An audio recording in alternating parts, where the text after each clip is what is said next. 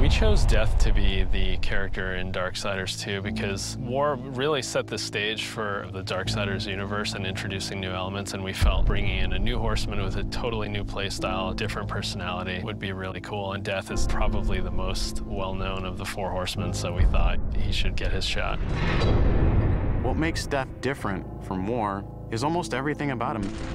The way he expresses himself, the way he talks. I have an offer in mind. The way he handles business on the battlefield, and the way that he gets around. It's much more feral, more animal-like. War is very much like a force meets force, a very head-on, steadfast, loyal-bound soldier. Death is much more of a calculated, elegant fighter, a chilling opponent on the battlefield. His traversal has definitely improved. It's a lot faster, more responsive, and so is his combat. His weapon is more interesting.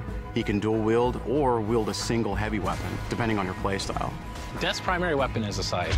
It's kind of a unique one. It's sort of a multi-purpose Swiss Army scythe, and he can use it with two different blades. He can attach it together to form the more traditional Reaper scythe. He can use it as a polearm. Of course, he doesn't stop that. He'll pretty much use any weapon that's made available. You can get big axes, you can get crazy cool claws, big iron fists, and he'll even shoot guns. I mean, he'll use anything that he can, really.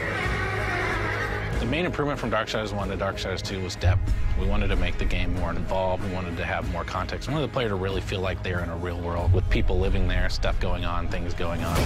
We give them more items to tailor their own character, more characters to speak to, so we got a lot more immersion on the story side of the game. The first game, most of it took place on Earth, so now we were totally free to create all these new areas. We have angelic fortresses, demon cities, the city of the dead. It got our team super excited.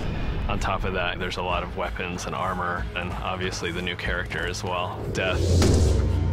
Death's the most feared in that he's one of the oldest horsemen in the fiction. They kind of look at him as a big brother. He's feared just because when he really gets down to business, he is the death dealer. That's sort of his thing. He wears his mask as an executioner's mask. That's his trade, that's his business. He takes people down. He doesn't wait for things to happen, he causes them to happen. So it's a much more aggressive style of game and a more aggressive character. I mean, I guess it's all wrapped up in his name, right? War implies some conflict, but death's the final end. Who doesn't fear that? A few words describe Death: cold and calculated. Agile, both in the way he fights and the way he deals with situations. My favorite word to describe Death is definitely arrogant. He's an opportunist. If I could describe Death in one word, it's probably badass.